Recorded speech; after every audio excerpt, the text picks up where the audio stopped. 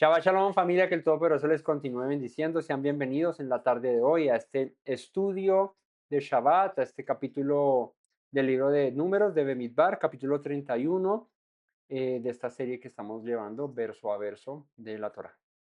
Acompáñenos en una oración y dispongámonos todos a estudiar la palabra del Señor. Buen Dios y Padre misericordioso, te alabamos, te exaltamos, te bendecimos. Hoy nos presentamos delante de ti nuevamente, Señor, deseosos de conocerte, Padre, de escudriñar tu palabra, Señor, de buscar tu rostro. Sé tu Padre eterno derramando sobre nosotros sabiduría, entendimiento, inteligencia, Señor. Que tu palabra hoy, Señor, pueda ser predicada, anunciada, Señor, y llegue a nuestros corazones. Hoy danos, Padre eterno, la sabiduría, Padre, que proviene de ti, Señor, esa que transforma, esa que cambia, que renueva, Señor, a través de el entendimiento de tu palabra, Señor. Alúmbranos con tu luz, Señor, y no nos dejes desviar de tus caminos. Gracias por este tiempo y por la oportunidad que nos das de estudiar tu palabra. Te agradecemos en el nombre de Yeshua. Amén. Vamos a estudiar el capítulo 31 del libro de Bemidbar, del libro de Números. Este capítulo 31 está en el marco de una situación que pasó Israel hace no muchos capítulos atrás. Y es el tema con Madián y con Moab. Recuerdan en los capítulos anteriores que vimos a Balaam, al profeta este que es contratado por Balac para maldecir al pueblo de Israel cuando Israel estaba acampando en la llanura de Moab. Pues es este el desenlace de esta historia. En el capítulo 31 tiene como título en la Reina Valera Venganza de Israel contra Madián. Pero más que una venganza de, digamos que en lo que representa el término venganza, me explico con esto, y es más un juicio que el Señor ejerce contra la nación de Madián. Claro, sí, en ese orden de ideas, es una venganza, pero venganza ¿por qué? O un juicio ¿por qué? Recordemos lo que pasó con Madián por causa de Balaam y de Balac, ¿no? Cuando Balaam no puede maldecir al pueblo porque el Señor le dice, es bendito.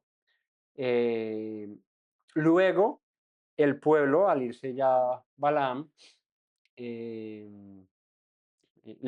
Balaam le dice a Balac lo que puede hacer para que el pueblo, en vez de que lo maldijera, el mismo Dios reprendiera a su pueblo.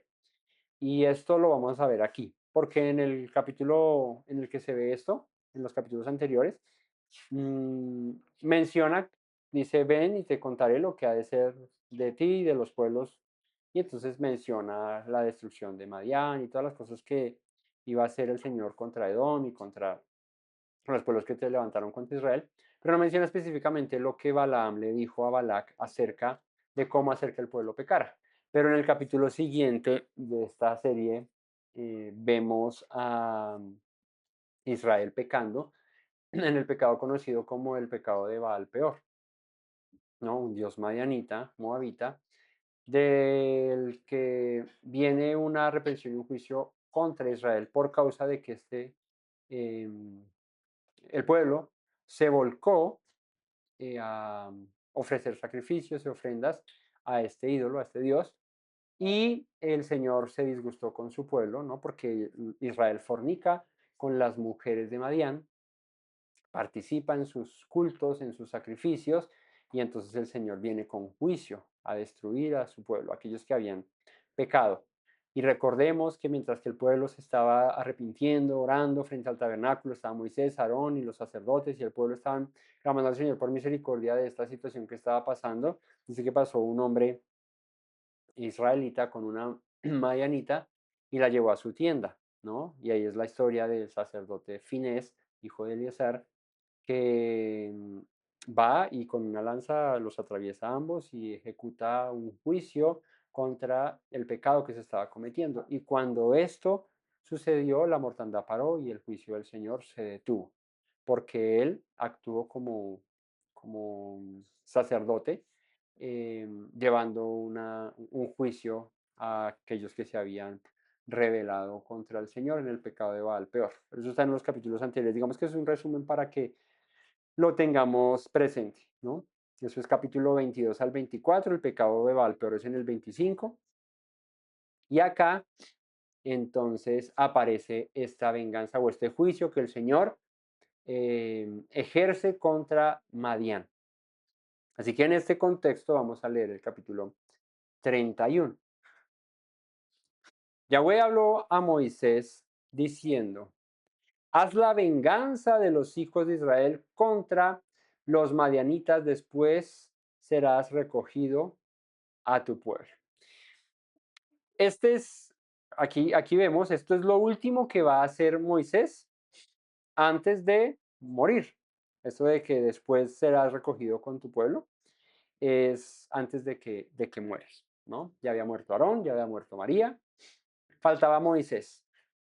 Entonces, antes de morir Moisés, el Señor le dice, venga a Israel ante los madianitas. La palabra venganza aquí es del hebreo nejamá. Nejamá significa retribución, ¿sí? O sea, como darles el pago, obviamente también se traduce como venganza, darles el pago de lo que habían hecho. ¿Qué habían hecho? Pues que Israel se había desviado, había pecado, había fornicado con las mujeres madianitas, había cometido idolatría, y esto el Señor pues viene a, a juzgarlo acerca de este pueblo que hizo pecar a Israel. Ya vimos que Dios obvio juzgó a su pueblo, o sea, no es como que, ay, es culpa de los madianitas y los israelitas no tienen la culpa, no, pues eh, Israel pecó, tuvo las consecuencias, ¿verdad? Pero aquellos que propiciaron el pecado fueron los madianitas. Entonces es como, eso lo vemos a lo largo de la escritura, ¿no? Cuando se levantan pueblos a, en contra de Israel o todo eso. Luego estas naciones, aunque hayan sido enviadas en caso como Babilonia, que fue enviado por el Señor para destruir a Jerusalén por causa de cómo estaba la maldad en Jerusalén y todo esto, por más de que fue un pueblo extranjero utilizado para reprender al pueblo de Dios, luego el Señor viene y juzga a esa nación. ¿Con quién? Vienen los medos, los persas, y destruyen a Babilonia, ¿no? Viene Ciro y todo este asunto que ya conocemos, y luego a los medos, los persas, vienen los griegos, y luego vienen los romanos, y hemos visto que las naciones que son usadas para reprender al mismo pueblo de Israel, luego ya son reprendidas, ¿no? Como los asirios y todo eso. Ahora, en este punto, pues Madián había hecho pecar al pueblo de Israel. Madián había eh, provocado este pecado, ¿no? Por causa de su idolatría y su manera de proceder en sus cultos, y eso hizo que los israelitas se volcaran a adorar a un Dios extraño. Y en ese marco es que Israel peca y Dios le dice a Moisés, antes de que mueras vas a vengar lo que pasó con Madián.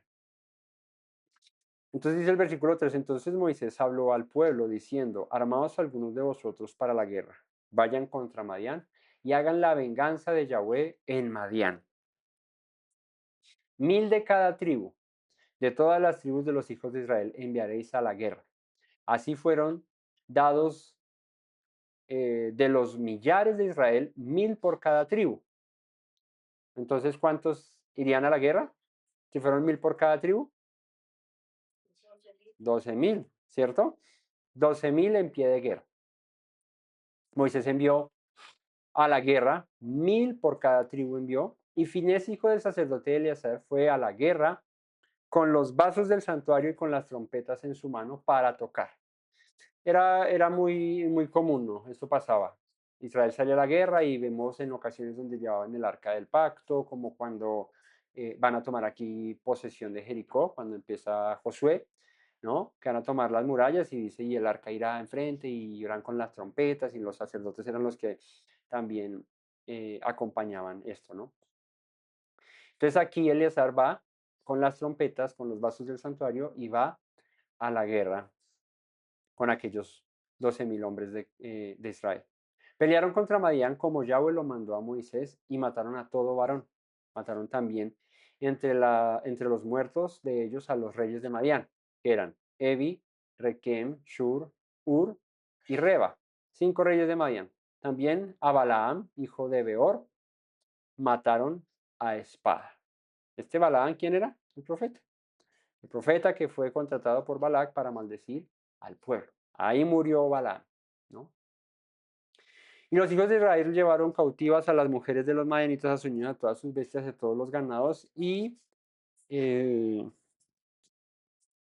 y arrebataron todos sus bienes e incendiaron todas sus ciudades, aldeas y habitaciones, y tomaron todo el despojo y todo el botín, así de hombres como de bestias, y trajeron a Moisés y al sacerdote Eleazar y a la congregación de los hijos de Israel los cautivos y el botín y los despojos al campamento en los llanos de Moab, que están junto al Jordán, frente a Jericó. Salieron Moisés y el sacerdote Eleazar y todos los príncipes de la congregación a recibirlos fuera del campamento, y se enojó Moisés contra los capitanes del ejército, contra los jefes de millares y de centenas que volvían de la guerra, y les dijo: ¿por qué habéis dejado con vida a todas las mujeres? Y acá nos dice el versículo 16: he aquí, por consejo de Balaam, ellas fueron causa de que los hijos de Israel prevaricaran contra Yahweh en lo tocante a Baal peor, por lo que hubo mortandad en la congregación del Señor. Fíjate que, vamos a leer hasta acá. Fíjate que se ejecuta un juicio, 12.000 hombres de Israel van, va Eliezer también, Fines, perdón, que fue el que atravesó con la lanza ¿cómo se llamaban ellos? Eso lo leímos, se llamaban como Omri, y la Mayanita, no me acuerdo cómo se llamaba Cifra, creo que se llamaba como Cifra, algo así. Eso está en el capítulo 25. Entonces, van y dice que destruyeron a todo varón, mataron a los varones y dejaron con vida a las mujeres. Cosby, ok. Entonces dejaron con vida a las mujeres. Claro, cuando llegan delante de Moisés, Moisés se disgusta y le dice: ¿por qué dejaron con vida a las mujeres? ¿No fueron ellas acaso las que por consejo de Balaán fueron la causa por la que Israel prevaricara contra el Señor, cometiera idolatría en lo tocante a Baal peor, por lo que hubo mortandad en la congregación de Yahweh? Entonces es como que Dios manda a ejecutar ese juicio, destruir a Madián, pero dejan viva la razón por la que Israel pecó, ¿sí? Ellas fueron las que, como dice acá, por consejo de Balaán hicieron que Israel pecara. Aquí es donde se nos dice qué fue lo que dijo Balaam. Balaam le dice a Balac la manera en la que Dios puede maldecir a su pueblo, puede enviar un juicio contra ellos, es si los israelitas se mezclan con las mujeres madianitas. Porque ya lo habíamos mencionado la vez pasada cuando leímos esto, la debilidad del hombre con respecto a las mujeres y todo esto, y con respecto a la idolatría y lo que conllevaba mezclarse, pues era evidente. Era un pueblo que se mezclaba, veía una práctica llamativa, veía una situación diferente y de una vez se dejaba seducir y se iba en pos de eso. Esta era la condición de Israel, que es una condición muy humana y muy natural o inherente a nosotros como personas, ¿sí? Como individuos. ¿Y qué pasa? Pues que nosotros, eh, digamos en el tema de los varones, pues por algo la escritura habla acerca de cuidar nuestros ojos, de cuidarnos de la mujer extraña, porque es muy fácil que el hombre se deslice em, cuando se refiere, o cuando ¿cómo se diría? Bueno, vamos a decir, cuando se junta con una mujer que no es la de su pacto, o la mujer con la que con la que se ha casado, es muy fácil que un hombre caiga y se deslice, ¿sí? Y es por eso que el Señor, pues digamos que en cuanto a esto, tiene ciertas prevenciones para con nosotros los varones, y dice: hay que tener cuidado con eso, ¿no? De hecho, por ejemplo, creo que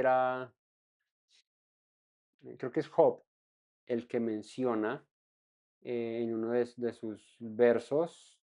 Job dice como yo nunca he mirado con ojos eh, como codiciando a otra mujer, parafraseando aquí. Y esto lo traigo a colación por lo mismo, porque nosotros como varones tenemos eh, cierta, digamos que debilidad con respecto a las mujeres y Dios dice, ten mucho cuidado, atájate, frénate, porque puedes caer, puedes pecar. Y la manera en la que Balaam vio que podía ser reprendido el pueblo fue a través de eso. Le dice a Balac, preséntales mujeres, llévales mujeres, mujeres que están, como dirían los mexicanos, perdón, mujeres que están, como dirían los mexicanos, son mujeres a todo dar. O sea, lo que le proponga, esas van a estar ahí listas. Y como parte de los cultos idolátricos, perdón, en la antigüedad era la fornicación, era el desenfreno, la inmoralidad sexual, pues esto para el israelita, perdón, era pues novedoso. Sí, de hecho, cuando vemos el tema de la sexualidad en la escritura, pues está en el marco de, pues de un orden, de un matrimonio, de una unión de un hombre con una mujer, no con muchas, ¿cierto? Y algo muy de, pues de, sí de deleite y de disfrute, porque pues en la escritura no se dice lo contrario, pero con un fin de familia, de pacto, ¿cierto? No solamente de tener hijos, ¿sí? Porque ¿qué? De hecho vemos en la escritura que, que cuando los hombres salían a la guerra, si eran recién casados, les decían, no, no, no, que no vayan a la guerra, quédese con su mujer, disfrútela, porque no sea que usted se muere y no estuvo con su mujer, no la disfrutó. Y obviamente, pues, se buscaba o siempre se ha buscado el tener hijos, el tener descendencia, pero digamos que el disfrute del matrimonio también está en lo que el Señor permite entre los linderos de lo que Él quiere en las relaciones sexuales y en eso. O sea, eso no está ni mal visto ni nada. Y no se tiene que ver como un tabú porque, ay, nosotros somos creyentes, entonces no, eso es la sexualidad, eso, fuá, no, es algo natural y es algo que es tocante a nosotros como seres humanos, de lo cual el Señor permite, nos deja hacerlo por eso les digo, en el disfrute de lo permitido. Pero entonces vienen mujeres extranjeras en la que en sus cultos idolátricos se acostaban con cualquiera, ¿cierto? La manera en la que ofrecían sacrificios a sus dioses era por el pago de acostarse con ellas y eso lo veamos, por ejemplo, en Éfeso. En Éfeso las mujeres del templo de Diana eran sacerdotisas las que llevaban las ofrendas de la fornicación, de acostarse con otros y llevaban con eso y mantenían los templos de la diosa Diana en Éfeso. Era una manera digamos que común entre los pueblos paganos de celebrar sus cultos, ¿no? Entonces, claro, para los israelitas esto era novedoso, era diferente, ¿no? Y pues para un hombre, ¿sí? Alejado de Dios o que no tiene a Dios presente, pues estas cuestiones, pues por naturaleza, por nuestra condición humana y pecaminosa, pues van a llamar la atención, ¿cierto? No es lo mismo algo dentro del marco de un matrimonio, de algo, de un pacto, de una relación conyugal y todo eso, que un momento pasajero con una mujer que te llamó la atención, que te gustó y no sé qué. Entonces, como es prohibido, como eso, todo eso, al ser carnal interior nuestro, pues llama la atención. Entonces, claro, ¿qué le pasó a Israel? Pues vienen estas mujeres, les proponen la vida loca y ellos dicen, no, pues hagámosle. ¿Y qué llevó? Una cosa llevó a la otra. Ellos fornican con estas mujeres y empiezan a ofrecer sacrificios a los ídolos de aquellas mujeres. Entonces viene el juicio del Señor contra Israel. Ese fue el pecado de Baal peor, ese fue el pecado que cometió Israel en Moab y por la razón por la cual la razón por la cual, perdón, el Señor ejecuta un juicio contra Israel hasta que fin es para eso. Pero entonces ahora viene el Señor a juzgar aquel acto que se cometió en contra de Israel con estas mujeres. Pero entonces cuando manda a los israelitas a destruir a Madián, los israelitas dejan vivas a las mujeres. Entonces llega Moisés y les dice, a ver, o sea, si esta fue la razón por la que pecaron y las traen ustedes con vida, ¿qué es lo más probable que pase? Pues que ustedes vuelvan y pequen, que ustedes vuelvan y se desvíen. Entonces, hay que acabar de raíz este mal que está eh, llegando al pueblo, a la nación.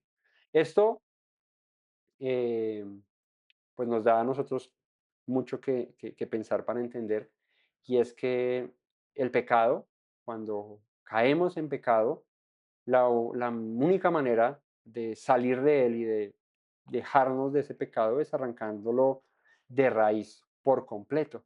Si no lo arrancamos de raíz, si no lo desarraigamos por completo, pues créanme que va a ser muy difícil no volver a caer en lo mismo. Entonces, por eso vemos que las personas que cometen adulterio, que cometen fornicación, es muy difícil que lo dejen, a menos de que pase alguna cosa extraordinaria, ¿cierto? Porque por voluntad humana el hombre no. O sea, después de que tú le abres la puerta a un tipo de pecado como este, es muy complicado. Es como la droga, ¿cierto? Es como, como el vicio en los juegos de azar. Uno dice, no, eso yo lo controlo. Dime, David seguramente salía a pasearse en la azotea en tiempos de guerra, no debía estar ahí, debía estar en la guerra, pero estaba ahí y salió a pasearse por la azotea ocioso y llegó y empezó a mirar y vio a Betsabé, la vio de lejos. Y luego de que bueno, no tú, desde luego que David la vio, la codició y la tomó, ¿no? ¿Cómo hubiera podido evitar eso David? Un ejemplo de un hombre que no sucumbió ante el pecado, un pecado similar, fue José. José fue tentado en lo mismo con la esposa de Potifar. José, eh, la mujer de Potifar, lo asediaba, le insistía, ven, acuéstate conmigo, ven tan lindo, este hebreo tan guapo, no sé qué, empezar. Por eso es que Proverbios dice, ten cuidado, porque la mujer ajena, sus palabras son como la miel, pero luego dice que son como lanza en el corazón o como saeta, como veneno, como una vaina así, menciona, parafraseándolo, ¿no? O sea, como que su fin, o sea, el principio es, ay, qué hermoso, qué lindo, no sé qué, tan guapo, no sé qué, y si tú sucumbes ante eso, después frenarlo es muy complicado. Entonces, ¿qué hizo José? Huyó, salió corriendo. Y fue acusado de que iba a violar a la mujer. Él no le importó, él huyó. No sucumbió ante el pecado, no sucumbió ante la tentación y el Señor luego lo recompensó con lo que ya sabemos en la historia de José. Con David fue distinto. David miró a Betsabé, la codició y no huyó, sino que la mandó llamar, ¿no?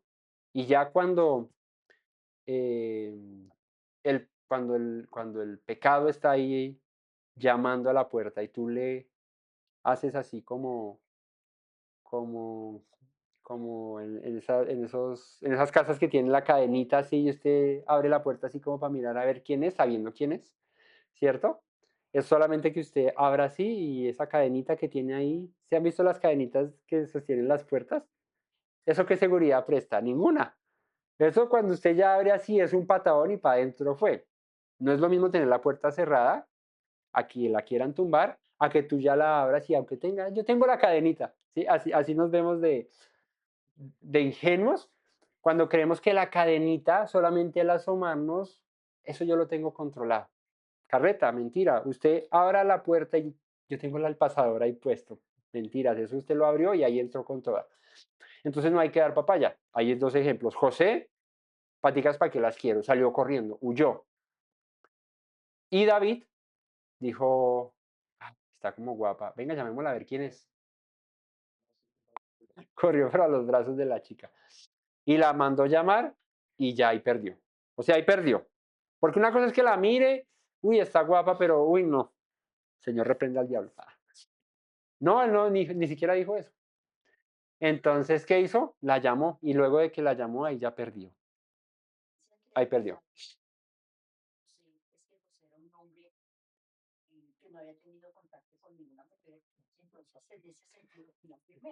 Pero eso es una hipótesis, sí. La escritura no menciona que que José no tuviese mujer o alguna cosa, o que no haya tenido ese asunto. No, no sé.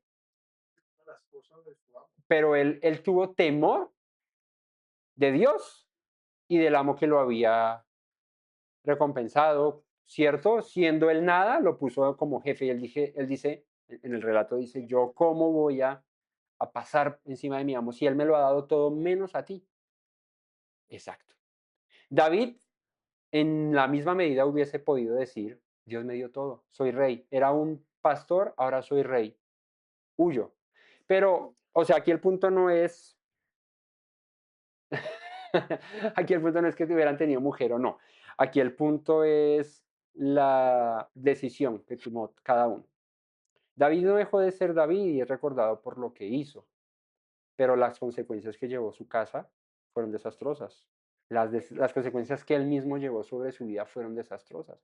Y sí, es el rey de Israel y es por él vendrá el Mesías y todo, vendría el Mesías y todas las promesas, sí, claro. Y por amor a David, mi siervo, y todo, esas promesas no cambian. Pero mira las consecuencias que produjeron en su casa, en su vida propia, en su familia. Luego ser perseguido por su hijo Absalón, luego que su hijo Absalón cogiera a sus mujeres y las violara en la azotea del palacio, hiciera cuanta cosa, él perseguido, huyendo, ¿cierto? Amnón viola a Tamar, ¿cierto? O sea, un hogar que se enloqueció por causa de una decisión que partió de David, ¿cierto? El otro hijo mata a su hermano, Absalón mata a su hermano por causa de que había violado a su hermana. Y David no había hecho nada.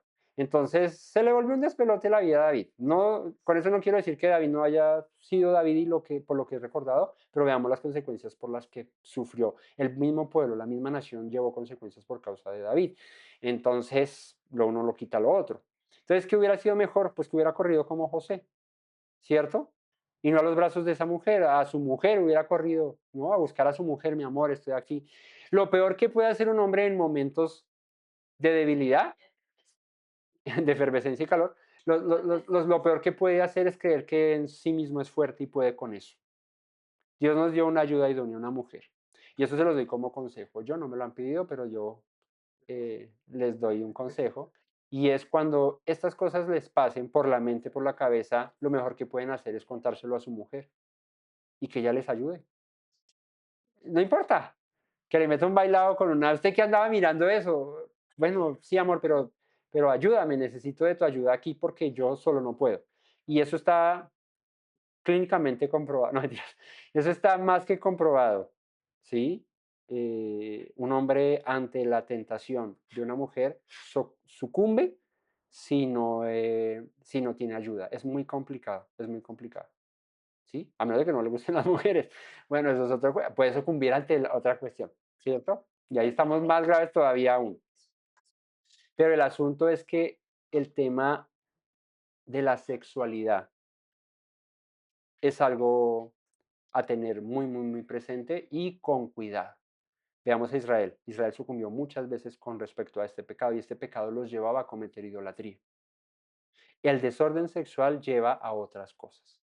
El no mantenerse bajo los linderos de la Torá en cuanto a la sexualidad, eso conlleva a otras cosas, conlleva a otros males peores, a otros pecados graves, como la idolatría que cometió, ¿no? Porque cuando tú dejas a la mujer de tu pacto y te vas con otra, luego empiezas a cambiar todo por causa de esa mujer.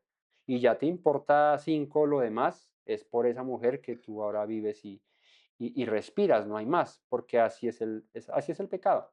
Y hoy estoy poniendo el ejemplo de las mujeres, pues porque es lo que estamos leyendo, pero así pasa con cualquier vicio o con cualquier pecado al que tú le dejes la más mínima puerta, luego él te domina a ti. Ahí es donde dice, ahora leíamos ayer en el estudio de la Torá, ya ustedes no viven bajo la ley, sino bajo el Espíritu, pero el verso completo dice, el pecado ya no se enseñoreará más de ustedes, ¿cierto? Porque ahora ya no viven bajo la ley, sino bajo la gracia. Y les explicaba yo, ahí los invito a que vean el podcast de la Torah que estamos haciendo, les explicaba yo que lo que Pablo está diciendo es, tú ya estás viviendo con un nuevo corazón, tienes un nuevo nacimiento, ya vives en el Espíritu, vives en la gracia del Señor, ya el pecado no puede amarrarte, ya no puedes vivir en pos del pecado, tú ya tienes que dominar el pecado, tú tienes que someter el pecado, tienes que someter tu vida al Señor, porque de lo contrario viene como hombre fuerte y te lleva, ¿sí? Entonces, Moisés le dice al pueblo, ¿por qué no destruiste a las mujeres? ¿Por qué no las mataste? Ellas fueron la razón de que Israel pecara en Baal peor. Dice el versículo 17, matad pues ahora a todos los varones de entre los niños, matad también a toda mujer que haya conocido varón carnalmente, pero a todas las niñas entre las mujeres que no hayan conocido varón las dejaréis con vida.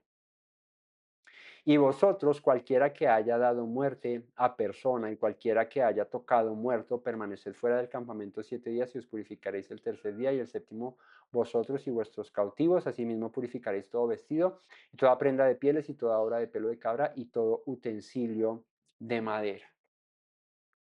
Entonces el Señor les dice, maten a los varones que quedaron con vida, a los hijos de los que quedaron con vida y a las mujeres que han conocido varón que hayan quedado con vida. A las vírgenes no, a las que no han conocido varón no. Entendería yo acerca de esto eh, en su inocencia, ¿sí? En su virginidad, porque la virginidad hoy en día está desdibujada, ¿no? Ser virgen hoy en día a los 15, a los 16, estás quedado, estás llevado, ¿qué le pasa? Así es como anda el mundo. Pero la virginidad es sinónimo de inocencia, de pureza, ¿sí? De estar guardado, claro. Entonces dice el Señor, dice Moisés, maten a todas las mujeres que han conocido varón, pues eran las que habían hecho pecar al pueblo y tenían todas esas cuestiones, pero las que eran niñas vírgenes, estas no tenían, exacto, no tenían este pecado de lo que había pasado, ¿no? De, de lo que hizo Israel con las madianitas. Entonces las deja viva. Eh, por lo general, siempre mandaban matar, o siempre el Señor destruía a los varones. ¿Y por qué a las mujeres, y en este caso a las vírgenes, no? Porque las mujeres cuando conquistaban una ciudad, cuando conquistaban una tierra, estas venían, digamos que a ser parte. De hecho hay una ley que dice, si ves a una mujer, cuando vayas a la guerra y ves a una mujer, la tomarás, no sé qué, pero le darás todo lo correspondiente, no le vas a dar menos porque no es del pueblo, no, eso va a tener derecho, no sé qué. Y ella pues viene a ser parte como del pueblo. Pero los hombres no, porque esto en términos de, de la guerra y en términos bíblicos de cómo se plantea las situaciones acá, pues más adelante podían levantarse y destruir al pueblo que había acabado con su pueblo, ¿sí? La venganza, claro. Entonces dejas a hombres con dolor de la pérdida de su pueblo, de su nación, jóvenes y crecen con eso y cuando están lo suficientemente grandes, pues se levantan y pueden ser un problema para el mismo pueblo. Entonces esa era la manera de proceder aquí de cómo se ejecutaban los juicios contra los pueblos a los que el Señor mandaba destruir. Entonces, este fue el asunto de Balaam, este fue el pecado de Balaam y fue la consecuencia que llevó el pueblo de Israel y la consecuencia que llevó Madián por causa de este pecado. Fueron destruidos todos sus reyes, todas sus mujeres, todos sus varones y solamente las mujeres vírgenes que no han conocido varón y que no han participado en aquel pecado, pues vivieron. ¿Listo? Ahora, versículo 21, la repartición del botín. Dice, el sacerdote Eleazar dijo a los hombres de guerra que venían de la guerra, esta es la ordenanza que Yahweh, la ley de Yahweh que ha mandado a Moisés.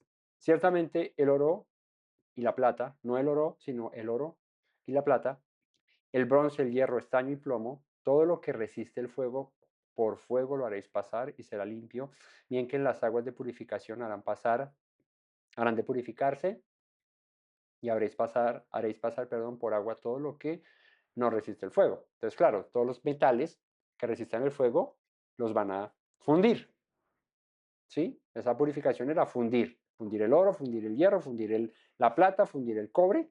Con eso luego se pueden hacer otras cosas, ¿cierto? Entonces, no sé si tenían em, dioses, imágenes, cosas, utensilios, lo que sea. Mientras resista el fuego, purifíquenlo con fuego, lávenlo, ¿cierto? Y con eso pues se hacían otras cosas. Todo lo que resiste el fuego, por el fuego lo haréis pasar, y lo que no resiste el fuego, pues pásenlo por agua. Además lavaréis vuestros vestidos, y al séptimo día así seréis limpios, y después entraréis en el campamento.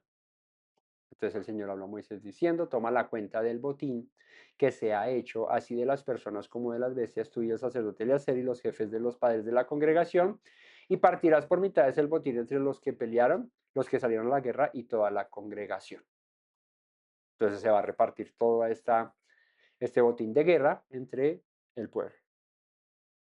Pero dice, y apartarás para Yahweh, versículo 28, el tributo de los hombres de guerra que salieron a la guerra de 501, así de las personas como de los bueyes, de los asnos y de las ovejas. De la mitad de ellos lo tomarás y darás al sacerdote Eleazar la ofrenda de Yahweh. Habían salido 1000 hombres por cada tribu para la guerra, en total 12.000. Y dice lo de la mitad de ellos, por eso menciona de 501, así de las personas como de los bueyes, de los asnos y de las ovejas, de la mitad de ellos lo tomarás y darás al sacerdote Eleazar y a la ofrenda del Señor. Y de la mitad perteneciente a los hijos de Israel tomarás uno de cada 50 de las personas, de los bueyes, de los asnos, de las ovejas y de todo animal, y los darás a los levitas que tienen la guarda del tabernáculo de Yahweh. E hicieron Moisés y el sacerdote Eleazar como Yahweh había manda. Entonces, ¿cómo se dividió esto? Se dividió mitad para los soldados y mitad para la congregación, y se daba tributo a los sacerdotes y se daba tributo a los levitas. ¿Sí? Entonces, esta fue la manera en la que se repartió el botín, porque entre las tribus de Israel no se contaban a los sacerdotes y a los levitas, estos eran aparte. ¿Sí? Entonces, digamos que salieron a la guerra 12.000 hombres y se reparten entre los que salieron a la guerra y entre los hijos de Israel y todo eso, pero y los levitas no salieron a la guerra, entonces, ¿cómo se daba? Pues se daba una ofrenda de parte de la mitad de los que habían salido de la guerra, a la guerra, perdón, y de la otra mitad de los, una mitad para los sacerdotes y una mitad para los levitas, o mejor dicho, de la mitad para los levitas y de la otra mitad para los sacerdotes, como se mencionó acá. Em,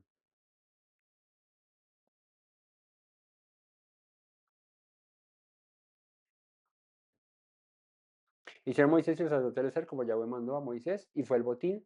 El resto del botín que tomaron los hombres de guerra, 675.000 ovejas. Eso era una cuestión grande, o sea, era una nación completa la que habían destruido, y pues eran naciones eh, que, ¿cómo se llama eso?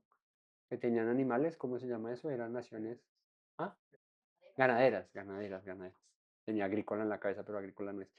Ganaderas, ¿no? En bueyes, en cabras, en ovejas, en todo eso, era la manera en la que mucha economía se manejaba en esta época.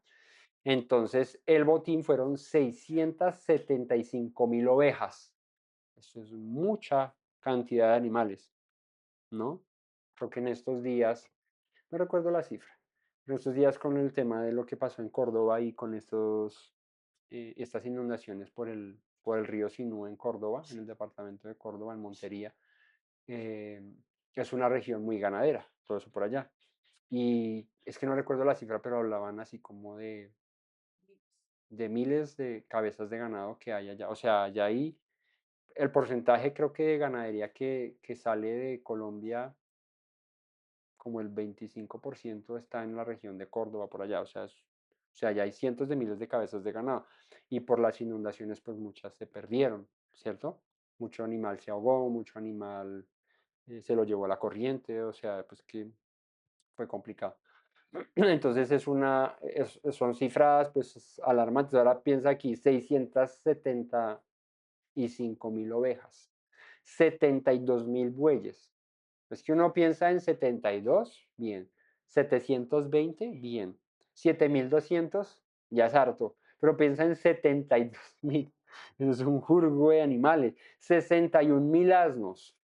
Esos eran 450.000 animales ganaderos han sido afectados. 450.000 en Córdoba, imagínate. Y aquí hablamos de 675.000 ovejas nomás. O sea, eso es un jurgo de animales. ¿Cuánta carne puede salir para el consumo del país y para las exportaciones de 450.000 reses? Un jurgo. Claro, claro, la carne y todo eso se dispara porque hay falta de oferta, ¿no? Y hay mucha demanda. Entonces, bueno, ese es el asunto con lo que está pasando ahora. Pero, o sea, era como para hacer una comparación y entender las proporciones. Esto era un jurgo de animales los que habían entrado, ¿sí? Para las arcas de la nación, ¿no? En este caso, ovejas, bueyes, asnos.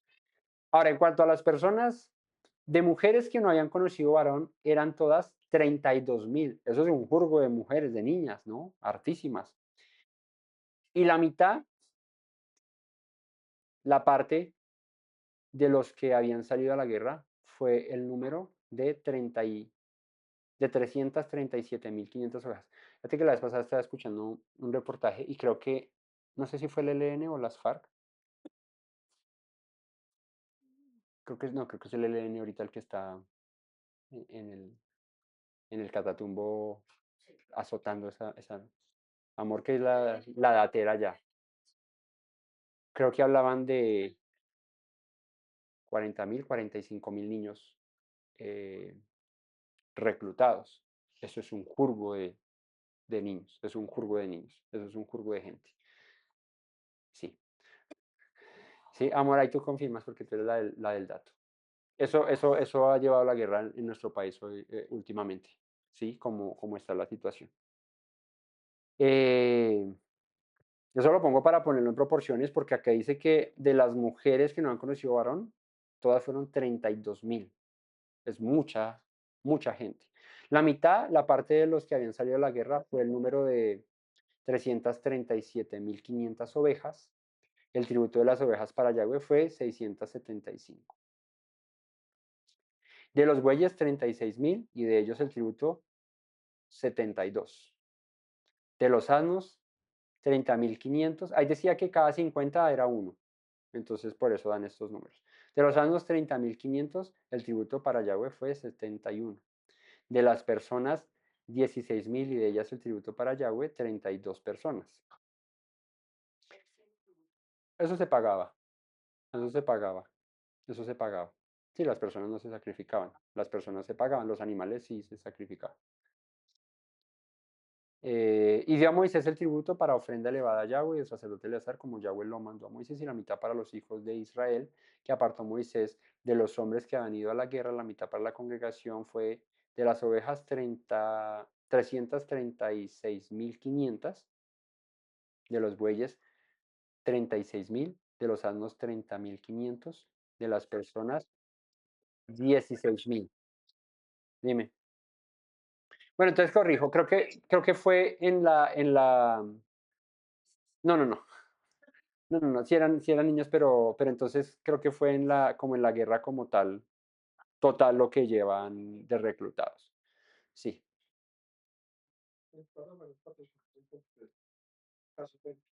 sí. Entonces sí es como en total lo que llevan reclutados de niños. Ok. El ELN, ¿sí? Y las FARC. Las FARC debió haber reclutado, entonces, o creo que entonces fue las FARC los que en total reclutaron toda esa cantidad.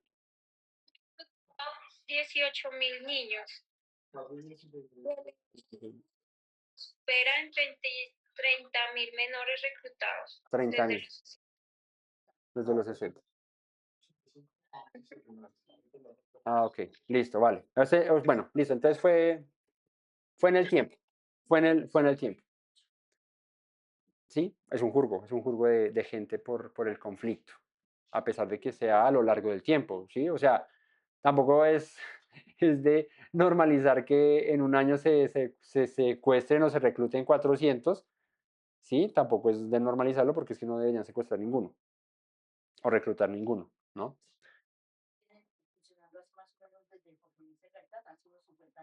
Sí, claro. Sí, entonces, claro, es un jurgo de gente que se ha reclutado a lo largo de la historia.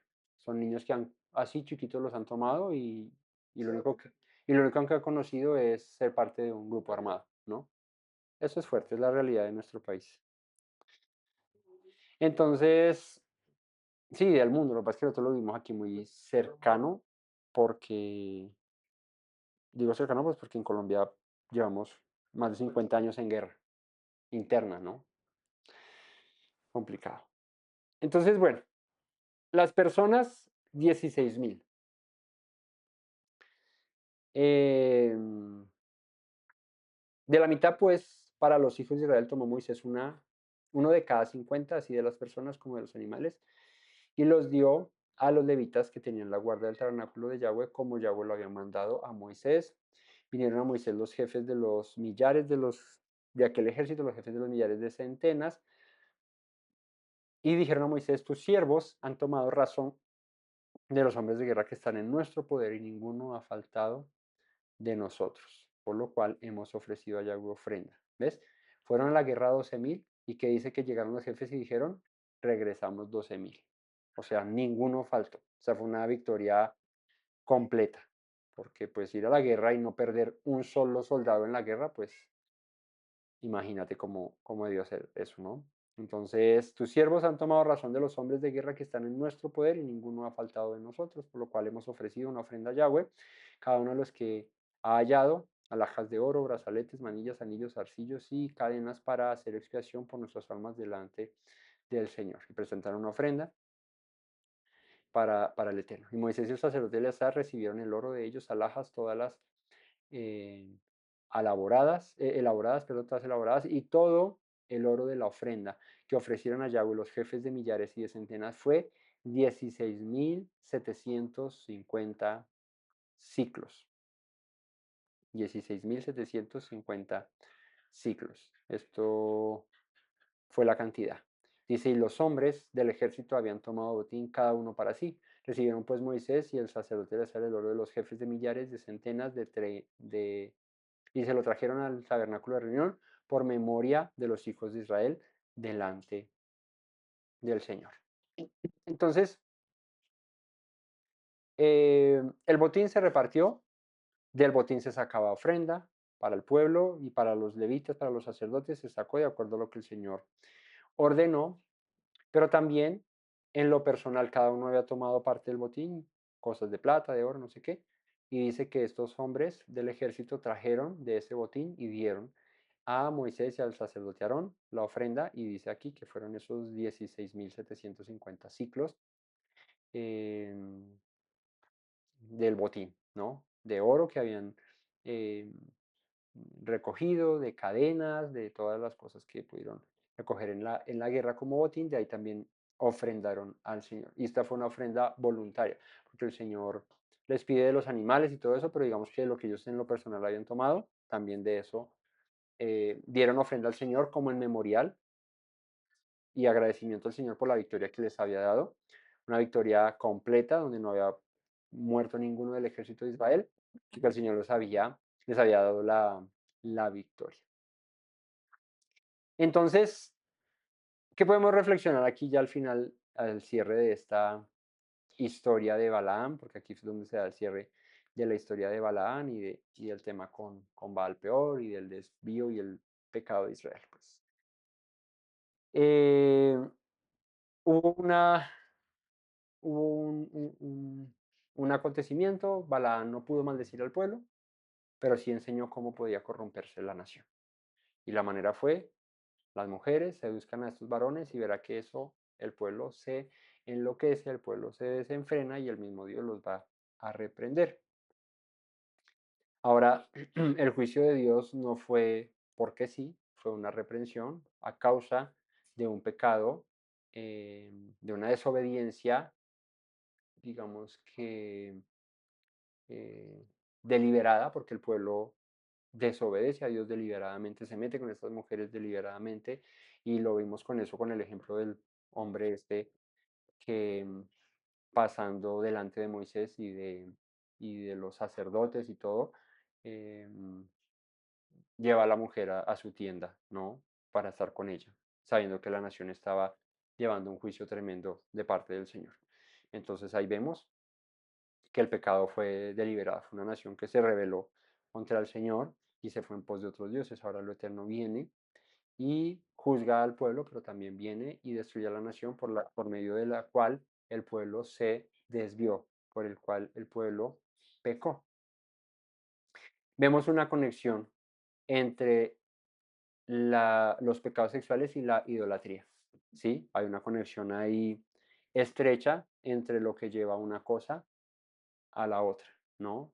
Las, la inmoralidad sexual y todos estos desórdenes sexuales provocaban en el pueblo idolatría, que cometieran idolatría, por lo cual el Señor, pues obviamente reprendía al pueblo. Entonces, eh, ¿qué debemos hacer nosotros? Pues no permitir que nada que pueda seducirnos, que pueda corrompernos y alejarnos del Señor entre a nuestra vida. Llámese como se llame. Ahorita les estaba dando el ejemplo de nosotros como varones, el tema de las mujeres, pero puede ser cualquier otra cosa a la que tú le puedas abrir la puerta y creas que puedes tener el control sobre eso que te está seduciendo. A todos nos ataca o todos somos probados o todos recibimos ataques en diferentes ámbitos, ¿sí? Puede decir que tú digas, no, yo con el tema de las mujeres nunca he tenido problema porque pues yo no tengo problema con eso, soy fiel con mi esposa y no tengo nada, pero de pronto tienes otra inclinación al mal, otro la que te jala, del cual dice el Señor, ten cuidado con eso, somételo y no pienses que con el candadito ahí, con la cadenita esa abriendo la puerta y mirando ahí, vas a solo a echarle una ojeadita. No, sé como José que salió corriendo, sí, porque mira a Sansón. Sansón se dejó seducir por una mujer hasta que lo llevó, una cosa llevó a la otra, hasta que le dio el secreto de su fuerza y perdió el año, ¿sí? Entonces, no dejes que el pecado entre, ¿sí? Ese está a la puerta, está llamando constantemente, está seduciendo, busca las maneras por las cuales caigamos, pero nosotros como hombres y mujeres temerosos del Señor debemos reaccionar rápidamente, huyendo, cerrando la puerta, o mejor dicho, no abriéndola, buscando ayuda, no nos quedamos fuertes en nuestra propia fortaleza, porque ahí es donde se pierde el año.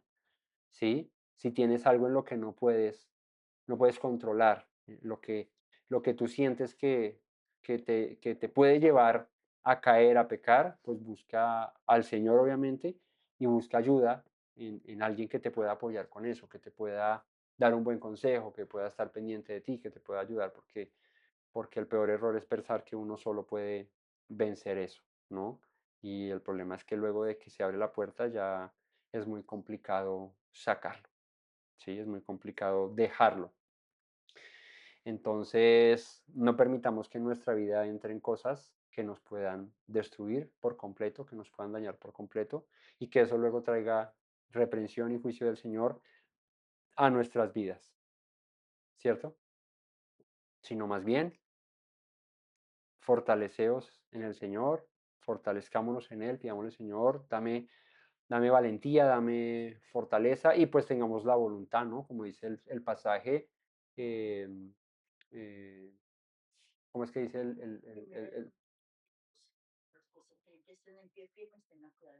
bueno, sí, ese también, pero no, ese no era. Sí, pero el que esté firme cuida que no caiga, ¿no? En 1 Corintios. Pero no, el pasaje que dice que que cuide, creo que fue, ¿quién fue el que dijo que había hecho un voto para cuidar sus ojos, sus oídos? ¿Fue Job? Creo que fue Job. No. Sí, yo sé, pero creo que Job es el que lo menciona. Y cayó. Creo que Job es el que lo menciona. Em, que cuidáramos, espérenme, es Job. Job lo menciona en el capítulo 31, versículo 1. Dice, hice pacto con mis ojos, ¿cómo pues yo habría de mirar a una virgen?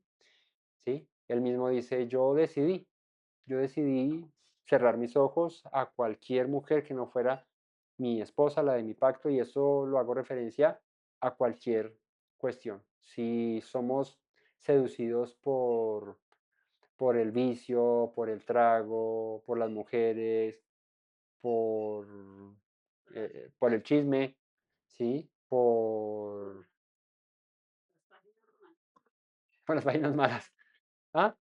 Por la pornografía, ¿sí? Si somos seducidos por lo ajeno, ¿no? Porque codiciamos lo ajeno y yo quiero cogerlo, quiero tomarlo, quiero, ¿cierto?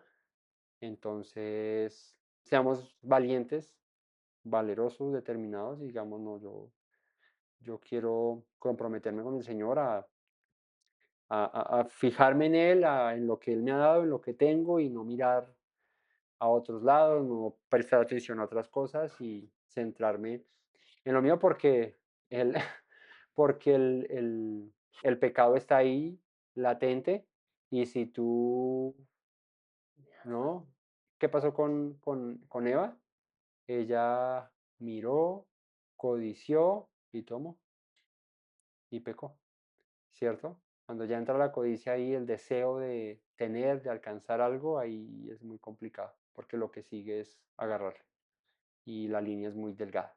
Entonces, no dejemos que nada de eso suba a nuestros corazones, fortalezcámonos en el Señor, pidámosle todo el tiempo si tenemos una debilidad de ese tipo en la que no podemos controlar por nuestras propias fuerzas, pues Señor, ayúdame, ayúdame con eso. Ayúdame, Señor, no me dejes, no me sueltes, Señor, te necesito y pues busquémoslo, ¿no? Al Señor en todo tiempo, no pretendamos que somos fuertes y no, como el que dice, no, eso no me pasa nada si me meto a las 11 de la noche por la calle en la que roban.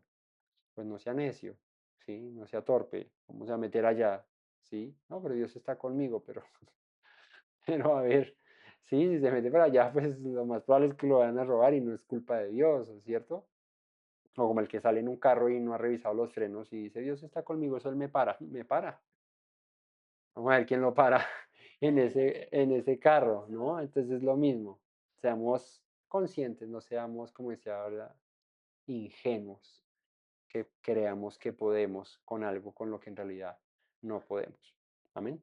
Que el Todopoderoso les bendiga, familia, les guarde, que esta semana sea de bendición para todos ustedes, que el Todopoderoso les sustente, les proteja y les libre de todo mal, que Él sea fortaleciéndonos siempre y que nos guíe con su luz, con su palabra y no nos deje nunca.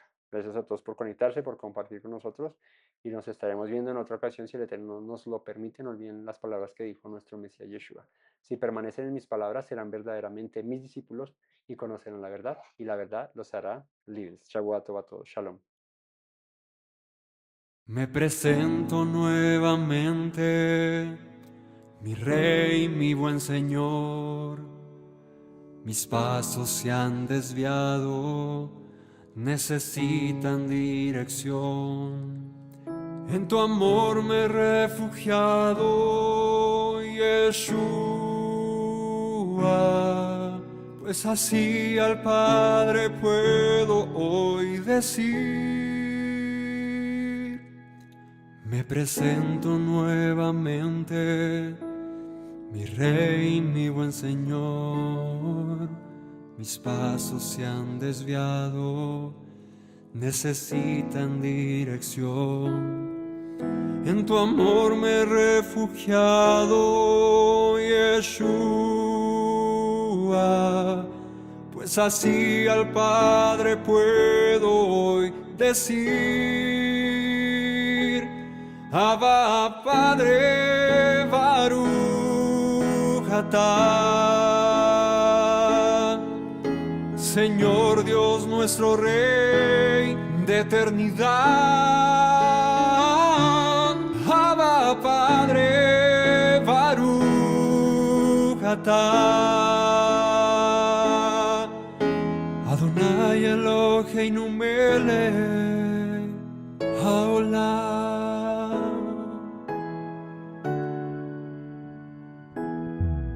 Me presento nuevamente, mi Rey, mi buen Señor. Mis pasos se han desviado, necesitan dirección. En tu amor me he refugiado, Yeshua. Pues así al Padre puedo hoy decir: me presento nuevamente, mi Rey, mi buen Señor. Mis pasos se han desviado, necesitan dirección. En tu amor me he refugiado, Yeshua. Pues así al Padre puedo hoy decir: Abba Padre, Baruch atah. Señor Dios nuestro Rey de eternidad. Abba Padre, Baruch atah. Adonai Eloheinu melech